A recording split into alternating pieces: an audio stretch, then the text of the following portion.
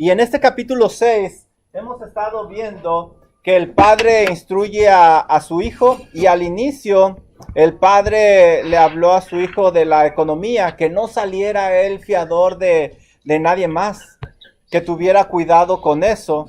Y después el padre sigue hablando y habla de la pereza. Ya no se dirige directamente al hijo, pero se dirige a los perezosos, indicando que el trabajo es bueno y para no meterse en problemas económicos hay que trabajar. Después el padre reprende a los que son inicuos, y podemos decir que el padre le está diciendo a su hijo: mijo, ten cuidado, no toda la gente es buena. En los versículos del 12 al 15 habla acerca del malo. Y está preparando a su joven, ya no es el muchachito de a un inicio, ya le ha hablado de adulterio, de trabajo, economía, tantas cosas. Y ya entra a una sección a partir del versículo 16 al 19 y quiere que el joven se enfoque en Dios. Y es cuando él empieza a decir que 6 cosas aborrece Jehová y aún 7 abomina su alma.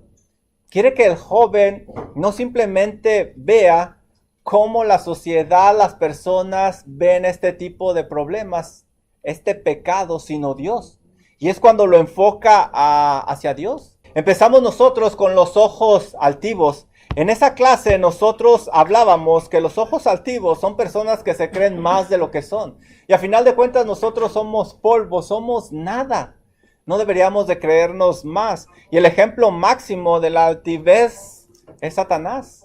Y aprendimos acerca de él. También vimos en esa clase que el ejemplo máximo de humildad es el Señor Jesucristo, que se humilló Él mismo y se hizo obediente hasta muerte de cruz.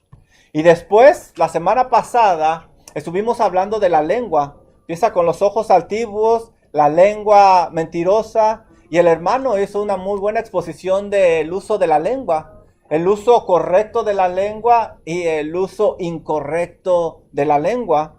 Y aquí vemos que Dios abomina eso, la lengua mentirosa, y el ejemplo máximo de una lengua mentirosa es Satanás. Él es el padre de mentira, pero el ejemplo supremo de la verdad es el Señor Jesucristo, que hasta lo querían matar por decir la verdad. Y no solo eso, él dice que es el camino, la verdad y la vida. Y parece que el padre va en orden, porque dice los ojos altivos, la lengua mentirosa, las manos que derraman sangre inocente, y después sigue el corazón, los pies, y así nos vamos. Y el día de hoy vamos a estar en el versículo 17. Las manos derramadoras de sangre inocente. La siguiente advertencia es contra aquel que mata a alguien que no es culpable. Y comienza el padre con la palabra manos. Y cuando nosotros hablamos de manos, se nos viene a la mente, ¿para qué usamos las manos? Para trabajar, para ayudar al prójimo, ¿para qué más? Para comer, amén por eso, para bendecir. Entonces, para eso deberíamos de usar las manos y no para causar un mal a nadie más. Aún la Biblia enseña que para disciplinar a los hijos no hay que hacerlo con la mano. Imagínese a alguien que disciplina al hijo con la mano y un día quiere acercarse para acariciarlo, el niño va a hacer esto. La Biblia habla de una varita. Entonces las manos debemos de usarla con un buen uso. Y cuando habla de las manos en este pasaje, habla de las acciones que se realizan con la mano. Miren, vamos a Isaías 59:6. Y este es un ejemplo de cómo no habla simplemente de lo que son las manos, sino lo que se hace con las manos. Isaías 59:6. Dice Isaías 59:6. Sus telas no servirán para vestir, ni de sus obras serán cubiertos. Sus obras son obras de iniquidad, y obra de rapiña está en sus manos. Cuando nosotros leemos en este pasaje las manos derramadoras de sangre, no habla que las manos son las únicas culpables. todo lo que va detrás de las manos también es culpable. Dice que las manos derramadoras de sangre inocente. Y si ustedes ponen atención en ese verbo, derramadoras, habla de algo continuo, algo que no se detiene. No dice las manos que derramaron sangre. Habla de una persona que constantemente está haciendo el mal, está derramando sangre. Las manos derramadoras de sangre. Y nuevamente, cuando nosotros leemos sangre, ahí va incluida la vida. Está hablando de alguien que mata al inocente. No simplemente que hace que se derrame la sangre, porque se puede derramar sangre de muchas formas, se puede matar de muchas formas. Miren, vamos a Levítico 17:14. Y hemos visto hasta aquí que básicamente está hablando de un asesino. Levítico 17:14, hablando de que la sangre representa la vida. Dice Levítico 17:14, porque la vida de toda carne es su sangre. Sangre. Entonces cuando dice el proverbista las manos derramadoras de sangre, está hablando de alguien que asesina, de alguien que mata. Entonces yo les pregunto, ¿cualquier persona que mata es culpable ante Dios? Aquí veo sí, acá escucho no. Depende de qué. Precisamente por eso, la siguiente palabra es muy, muy importante. Manos derramadoras de sangre, ¿qué? Inocente. Por accidente, no había muerte por accidente.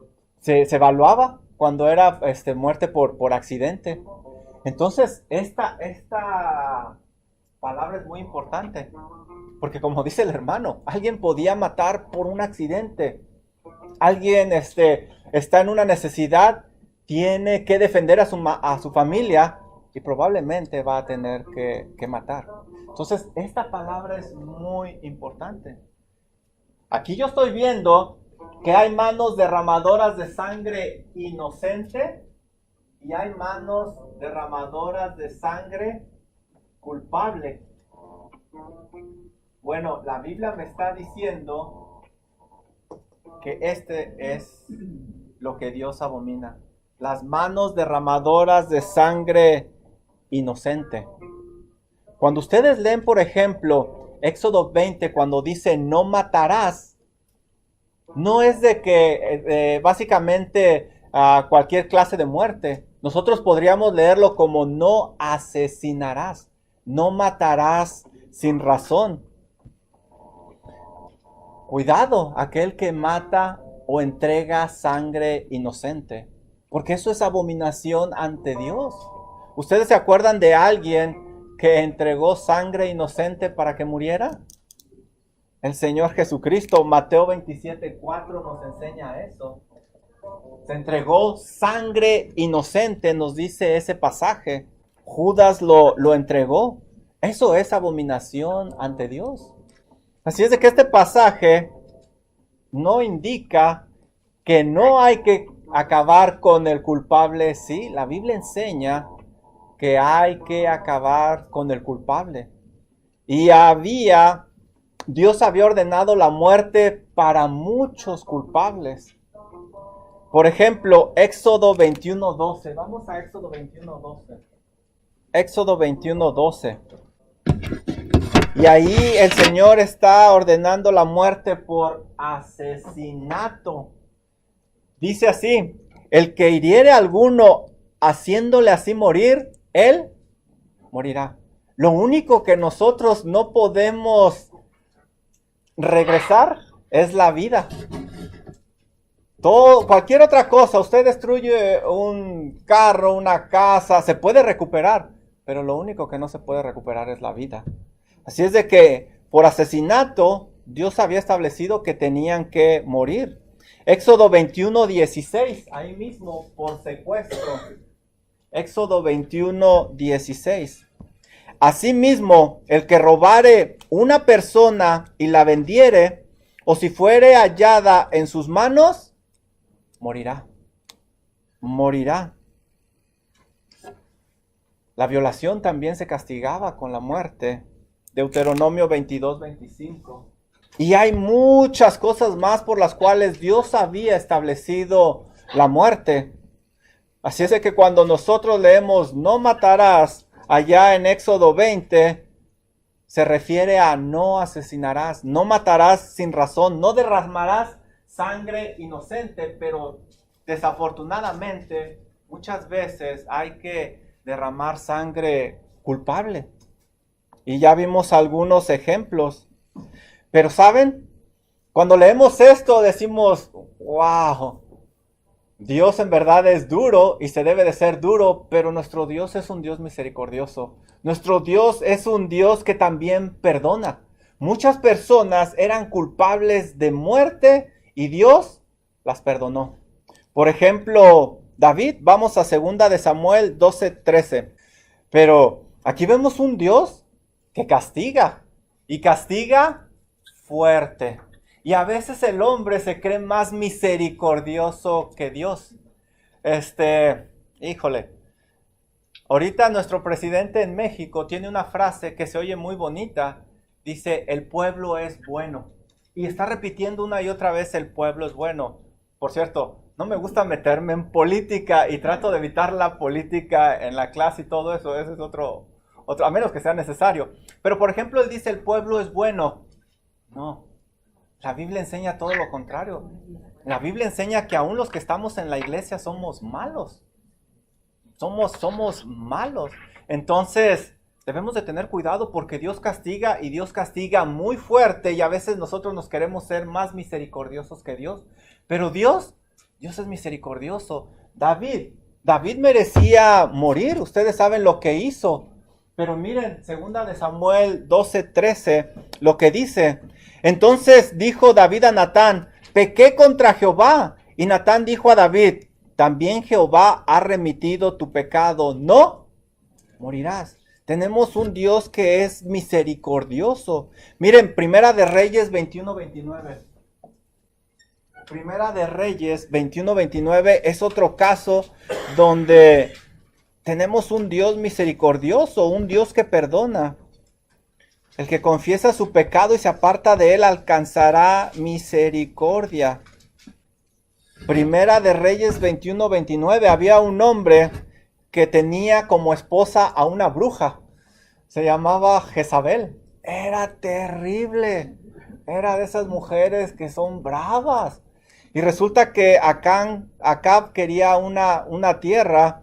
Y para obtener esa tierra que tenía dueño, Jezabel mandó matar al dueño, que era Nabot. Y resulta que Acab se arrepiente y él pide perdón a Dios. Y miren lo que se escribe en Primera de Reyes 21:29. ¿No has visto cómo Acab se ha humillado delante de mí? Pues por cuanto se ha humillado delante de mí, no traeré el mal en sus días. Y arriba, dice el mal, iban a morir todos los hombres, iba a ser eso terrible, pero él se humilló. Ese es nuestro Dios. Ese es nuestro Dios que si pecamos y nos arrepentimos verdaderamente, nos perdona. Pero también es un Dios justo que castiga la maldad. Es un Dios que aborrece las manos derramadoras de sangre inocente y que estableció la pena de muerte. Y por cierto, la pena de muerte ante Dios está todavía. Miren, Romanos 6:23, un pasaje que es muy conocido para ustedes. ¿Cuál es la paga del pecado? Porque la paga del pecado es muerte. Es muerte. Entonces hasta el día de hoy está la pena de muerte. Romanos 6:23 me dice que la paga del pecado es muerte. Es muerte. Pero todavía hasta el día de hoy está la misericordia de Dios. La paga del pecado es muerte, mas la dádiva de Dios es vida eterna en Cristo Jesús, Señor nuestro. Todavía Nuestro Dios es un Dios misericordioso. Y Dios no quiere que la gente muera. Dios no quiere la muerte del impío. Él no se complace en que se mueran las personas. Miren Ezequiel 33:11 lo que nos dice. Dice Ezequiel 33:11. El Señor manda un mensaje y les dice: diles, vivo yo, dice Jehová el Señor, que no quiero la muerte del impío. Muchas personas piensan cuando leen la Biblia que Dios se complace en que mueran las personas. No, Él dice que no quiere la muerte del impío, sino que se vuelva el impío de su camino y ¿qué? Y que viva. Dios quiere que las personas se arrepientan y que agarren el camino que le honra a Él. Y les dice: volveos de vuestros malos caminos. ¿Por qué moriréis, oh casa de Israel?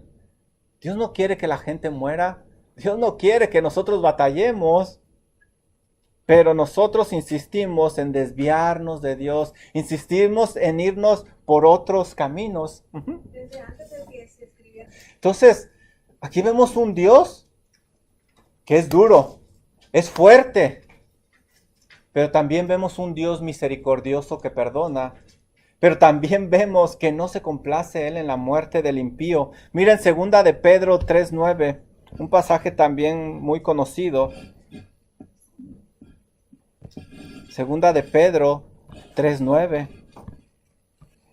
Dice 2 de Pedro 3:9: el Señor no retarda su promesa, según algunos la tienen por tardanza, sino que es paciente para con nosotros, no queriendo que ¿qué? Que ninguno perezca. ¿Qué es lo que quiere el Señor? Sino que todos procedan al arrepentimiento. Dios no quiere la muerte de las personas, pero las personas no quieren acudir a Dios. Las personas prefieren derramar sangre inocente, hacer las cosas a su manera. Tú y yo somos pecadores delante de Dios. Romanos 3:23 nos enseña que todos somos pecadores. Lo que merecíamos nosotros es la pena de muerte. Pero gracias al Señor Jesucristo, gracias a que nos arrepentimos de nuestros pecados y pusimos nuestra fe y confianza en el Señor Jesucristo, nosotros alcanzamos ese perdón. Así como lo leímos de David. Pero este es un perdón mayor porque es un perdón eterno, para vida eterna. Dios no quiere que las personas mueran. Ahora, yo les pregunto, ¿Dios es derramador de sangre inocente? Usualmente cuando estudiamos este pasaje nos vamos y buscamos las personas que han derramado sangre inocente. Pero yo les pregunto, ¿es Dios derramador de sangre inocente? Obviamente, escuela dominical, 9 de la mañana, domingo en la iglesia, todos vamos a decir, no, Dios no es derramador de sangre inocente. Pero déjenme decirles algo. Hace algunos años, no muchos porque soy muy joven todavía, alguien me dijo, mira Juan, traté de testificarle, y me dijo, yo sí creo en Dios, pero no es el Dios de la Biblia.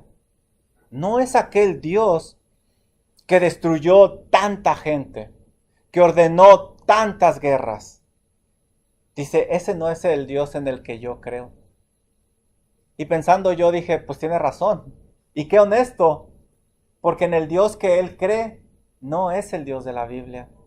El Dios en el que él cree es un Dios cómodo que lo amolda a como él quiere. Lo adora cuando él quiere, le da el tiempo que él quiere y hace las cosas a su manera. Y este Dios está tranquilo y complaciente. Es un Dios que dice, está bien con las obras que le dan. Y tiene razón, no es el Dios de la Biblia, porque tampoco es un Dios justo. Él estaba haciendo su propio Dios en su mente y eso es idolatría. Pero cuando me dijo esto, yo sabía por dónde iba. Y yo sabía los pasajes que él había leído. El diluvio, Sodoma y Gomorra, y varias guerras que nosotros leemos en la Biblia. Entonces, ante sus ojos, Dios era un derramador de sangre inocente. Pero eso me enseña que él no había estudiado bien la Biblia. Porque miren, Dios cuando ordena la muerte de alguien es porque sabe que es culpable. Y Él es el único que puede ser un juez justo. Miren, vamos por ejemplo a Salmo 139:3. Y mucha gente tiene esa creencia. Yo no creo en el Dios de la Biblia. ¿Por qué? Y empiezan a sacar muchas cosas. Pero Dios es un Dios justo. Salmo 139:3. Dice Salmo 139:3. Para que yo emita un juicio, yo tengo que tener todas las pruebas y tengo que saber exactamente todos los detalles, ¿verdad? Miren lo que dice Salmo 139:3. Has escudriñado mi andar y mi reposo. Todos mis caminos te son. Nadie nos conoce mejor que Dios. Ahí cuando nos escondemos y pensamos que nadie nos ve, Dios nos ve. Dios nos ve.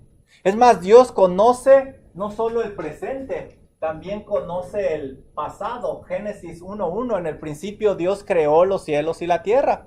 Él conoce el pasado, todo el pasado. Dios conoce el futuro. La Biblia está más al día que el periódico de la próxima semana. Tantas profecías que Dios estableció y se cumplieron, y las que nos habla Mateo 24 y Apocalipsis. Dios conoce presente, pasado, futuro y lo más íntimo de nosotros. Dios sabe quién es culpable y quién es inocente. Nada se le escapa a Él. Salmo 7:9 me dice que uno de sus atributos es la justicia. Dios es un Dios justo. Él no derrama sangre inocente. Salmo 7:11 me dice que Él es un juez justo. Y es verdad. Dios ordenó muchas guerras. Dios ordenó destruir a muchas personas. Es verdad. Y hay muchos ejemplos. Josué capítulo 6. Es más, todo el libro de Josué. Al conquistar la tierra prometida, ustedes van a ver guerras. Y Dios decía, destruye todo. Todo, Señor. Todo. Todo. Y a veces cuando nosotros pensamos y en verdad meditamos en la palabra y decimos, ¿todo, Señor? Todo. Todo. Todo. Y uno dice, ¿pero cómo? Dios sabe lo que tú y yo no sabemos.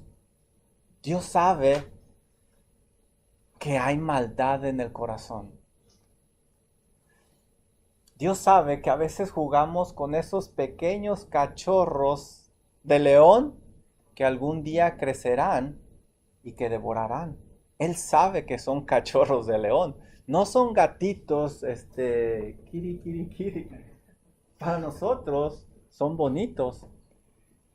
Les voy a dar un ejemplo. Había un hombre que se llamaba Amalek. En 1 de Samuel 15:3, nosotros leemos que Dios le dice al rey Saúl, ¿sabes qué? Me acuerdo lo que hizo Amalek. 1 de Samuel 15:3. ¿Ves? Y destruye a los amalecitas y acaba con todo. Yo sabía que la persona que me dijo, yo no creo en el Dios de la Biblia, y por el ejemplo que me dijo, se refería a este pasaje. ¿Todo, Señor? Todo. Y cuando uno lee esto dice, wow. Cuando uno lee Sodoma y Gomorra, dice uno, bueno, pues como dice el hermano, eran malos de antemano. Pero este Amalek había hecho algo. Miren, Deuteronomio 25. ¿Qué había hecho Amalek? Deuteronomio 25, versículos 17 y 18. Deuteronomio 25, versículos 17 y 18. Acuérdate de lo que hizo Amalek contigo en el camino y cuando salías de Egipto. ¿Qué hizo Amalek? de cómo te salió al encuentro en el camino y te desbarató la retaguardia de todos los débiles que iban detrás de ti. Cuando tú vas a la guerra, tú pones a los más fuertes al frente. Y en la parte de atrás, ¿a quiénes ponemos? No, las mujeres ya son más fuertes que los hombres. Mujeres, niños, ancianitos, enfermos. ¿Qué hizo Amalek? Fue sobre ellos y los acabó. Entonces ahí vemos nosotros, ¿fue injusto Dios? Desde ahí ya vemos que no. Pero yo sé, pasaron muchos años desde Deuteronomio hasta Primera de Samuel y esta gente no se arrepintió. Esta gente siguió haciendo el constante mal. Si ustedes van a la historia, habían pasado 400 años. Dios no se complace en la muerte del impío. Esta gente no se arrepintió. Esta gente insistió en su maldad. Pero ¿qué fue lo que hizo Saúl? Primera de Samuel 15, del 9 al 11. Del 9 al 11, me dice que Saúl no obedeció. Saúl se creyó más bueno que Dios y perdonó y no destruyó a todos. ¿Qué pasó con esta gente? Con los amalecitas. Bueno, Dios sabe el pasado, presente y futuro. Dios no derrama sangre inocente. Dios les dio 400 años para arrepentirse. Si ellos se hubieran arrepentido, los hubiera perdonado. Pero no se arrepintieron. Saúl los perdona. ¿Y qué hacen los de Amalek? Miren, vamos a Primera de Samuel 30, 1 y 2. Primera de Samuel 30, versículos 1 y 2. Pasaron varios años y Primera de Samuel, capítulo 30, versículo 1 y 2, me dice lo que hizo esta gente. Cuando David y sus hombres vinieron de Siclag al tercer día, ¿los de quién? Amalek. Los amalecitas habían invadido el Negev y a Siclag, y habían asolado a Siclag y le habían ¿qué? Prendido fuego, destruyeron la ciudad, estos angelitos. El cachorro había crecido y estaba haciendo lo que su naturaleza le impulsa a hacer, el mal. Versículo número 2. Y se habían llevado cautivas a las mujeres y a todos los que estaban ahí. ¿Quiénes estaban ahí? Los niños, los ancianitos, los débiles. Desde el menor hasta el mayor. Pero a nadie habían dado muerte, sino se los habían llevado a seguir su camino. Los secuestraron. Se los llevaron. Dios sabía lo que iba a pasar. Y a veces nosotros queremos ser más buenos que Dios. A veces nosotros no conocemos al Dios de la Biblia y hablamos sin pensar. Eso no fue todo. Ellos, pienso yo, que eran instrumentos de Satanás. Porque pasaron muchos años. Y el historiador Flavio Josefo dice que hubo un hombre de los amalecitas que se levantó, y leemos de él en Esther 3, 8 y 9. Miren, vamos a Esther 3, 8 y 9. ¿Qué quería hacer otro amalecita? Este hombre se llamaba Amán.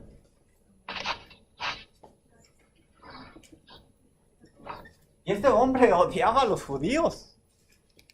Y miren lo que le dice al rey Asuero.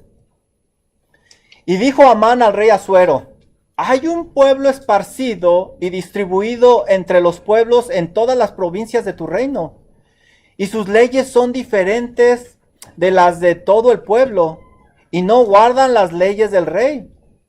Y al rey nada beneficia al dejarlos vivir. Y fíjense cuál es el consejo de Amán para el rey. Si le place al rey, decrete que sean destruidos. ¿Qué pasó? Saúl no destruyó todo. Dios no derrama sangre inocente. Dios quiere que las personas se arrepientan y vivan. Él conoce el pasado, presente y futuro. Si nosotros realmente nos arrepentimos, Dios nos perdona. No escuche la voz de los que dicen que Dios derrama sangre inocente. No tienen idea de lo que están hablando. Como vemos aquí, Dios es un Dios justo y no se complace en que muere el inocente. Es más, todas esas muertes inocentes están delante de Dios y tarde o temprano Él las va a vengar. Comentaba la hermana Génesis 4:10. Dios le dice a Caín, la sangre de tu hermano clama desde la tierra. A Dios no se le pasa nada. Apocalipsis 6, 9 y 10. Vamos allá, Apocalipsis 6, 9 y 10. Todas esas gentes que han muerto, miren lo que dice la Biblia. Bueno, desde el 9. Apocalipsis 6, 9. Cuando abrió el quinto sello, vio bajo el altar las almas de los que habían sido muertos por causa de la palabra de Dios, es decir, mártires, y por el testimonio que tenían. Y clamaban a gran voz diciendo, ¿hasta cuándo, Señor, santo y verdadero, no juzgas y qué? Vengas nuestra sangre en los que moran en la tierra. Cierto que a nuestros ojos se derrama mucha sangre inocente, pero no se le va a pasar a Dios. Dios a su tiempo va a juzgar. Y horrenda cosa es caer en manos del Dios vivo. Dios quiere que las personas se arrepientan. Tristemente en nuestros días se sigue derramando sangre inocente. Este país, como muchos otros, es muy culpable. ¿Cuántos abortos se están realizando? Sangre inocente. ¿Cuántos robos, drogas, tantas cosas donde se derrama sangre inocente? Tarde o temprano van a pagar. Tarde o temprano estarán delante de Dios y van a pagar por sus hechos. Y muchos de ellos quizá aquí en la tierra. Miren, vamos a primera de Pedro 4, 3 y 5. Bástate ya el tiempo pasado para haber hecho lo que agrada a los gentiles, andando en lascivias, concupiscencias, embriagueces, orgías, disipación y abominables idolatrías. A estos les parece cosa extraña que vosotros no corráis con ellos. Estos hermanos antes hacían esto, pero ya no. Y les parece extraño. Pero si tú eras, sí, era. Pero gracias al Señor soy una persona diferente. Dice, a ellos les parece cosa extraña que vosotros no corráis con ellos en el mismo desenfreno de la disolución y os ultrajan. Versículo 5. Pero ellos darán cuenta al que está preparado para juzgar a los vivos y a los muertos. ¿Quién es el que está preparado? El Señor Jesucristo. Estamos viendo claramente que Dios abomina las manos derramadoras de sangre inocente. Y que Dios es un Dios justo y que Él no derrama sangre inocente. Cuando lo leemos en la Biblia, Sodoma, Gomorra, Amalek, todos esos, Dios puede juzgar y sabe quién es culpable y quién es inocente. Pero si el pecador se arrepiente de su mal camino, Dios le perdona por el sacrificio de nuestro Señor Jesucristo. Ahora yo te pregunto a ti, ¿tú eres culpable de haber derramado sangre inocente? El Señor Jesucristo va más allá. Y nos dice, miren, tú dices, yo no he adulterado porque no he estado con nadie. Pero no nada más es una actitud externa, sino también interna. Va más allá de la acción. Miren, vamos a Mateo 5, 21 y 22. Mateo 5, 21 y 22. Y cuando yo estaba preparando esto, dije, amén, gloria a Dios, yo no soy culpable de derramar sangre inocente. Hasta que llegué a esta parte. Dije, creo que estamos en problemas. Mateo 5, 21, 22 nos enseña que el Señor Jesucristo va más allá. Dice, oísteis que fue dicho por oísteis que fue dicho a los antiguos, no matarás. Y cualquiera que matare será culpable de juicio. Pero el Señor Jesucristo va más allá. Y dice, pero yo os digo que cualquiera ¿qué? ¿Que se qué? Esos enojones pueden decirlo más fuerte. ¿Cualquiera qué? Cualquiera que se enoje contra su hermano será culpable de juicio. Cualquiera que diga necio a su hermano será culpable de concilio. Cualquiera que diga fatuo quedará expuesto al infierno. Y está hablando de niveles de juicio. Ahora, nosotros leemos necio, fatuo. ¡Ay, qué exageración! Bueno, son hebraísmos que en aquella época y en aquel lugar me imagino que significaban ofensas grandes. Pero aquí el Señor Jesucristo nos dice que el matar no nada más es una actitud externa, sino también interna del corazón. Que también cuando nosotros no controlamos nuestra ira y nuestro enojo, nos convertimos en asesinos, derramadores de sangre inocente. ¿Cuántas personas en un enojo descargan toda su furia, toda su ira sobre un inocente y es como si lo mataran? Las palabras no regresan, las palabras hacen mucho daño. Vamos a Proverbios 19:19. Proverbios 19:19 nos dice, el de grande ira llevará la pena, y si usa de violencias, añadirá nuevos males. Primera de Juan 3:15. Y Juan nos reafirma esta verdad. Primera de Juan 3:15. Todo aquel que aborrece a su hermano es homicida. Alguien que aborrece, que está así contra su hermano, él es un homicida. Y esta persona no puede ser salva. ¿Cómo? ¿Cómo va a ser salva si no entiende la magnitud de lo que se le ha perdonado y no puede perdonar? Por eso dice, todo aquel que aborrece a su hermano es homicida, y sabéis que ningún homicida tiene vida eterna permanente en él. Debemos de aprender a controlar nuestro enojo. Nosotros podemos controlar nuestro enojo si tenemos el Espíritu Santo de Dios. Él nos ayuda. Pero si no lo tenemos, obviamente va a salir esa ira, ese enojo y va a hacer mucho mal. Cuidado, debemos de tener cuidado, ¿sí? No se ponga el sol sobre vuestro enojo, Efesios 4:26. Entonces podemos enojarnos, pero cuidado con ese enojo. Porque si yo me airo y saco toda esa ira, algo no está bien. Algo no está bien. Lo más probable es que yo no soy hijo de Dios porque no he entendido lo que Dios me ha perdonado. El ejemplo máximo de manos derramadoras de sangre es Juan 8:44, ¿qué dice? El diablo. Porque él es homicida desde el principio. Pero el ejemplo supremo de alguien que en lugar de matar, perdona, es nuestro Señor Jesucristo. Ya que en lugar de acabar con aquellos que le hicieron mal, murió por cada pecador. Debemos de tener cuidado nosotros. Hemos estado viendo en esta sección de Proverbios que debemos de practicar lo que a Dios le agrada, no lo que a Dios le desagrada. Vimos que los ojos altivos le son abominación a Dios. No debemos de hacer un altivo, mejor debemos de ser humildes.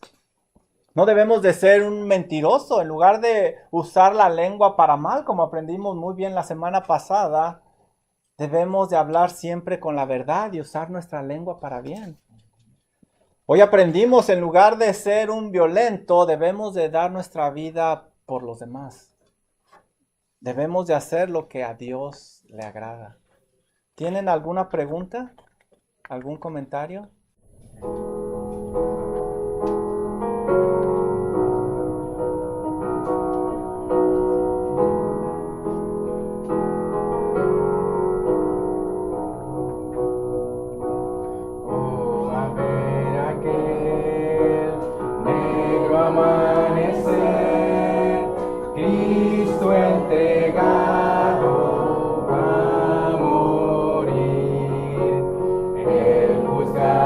Fue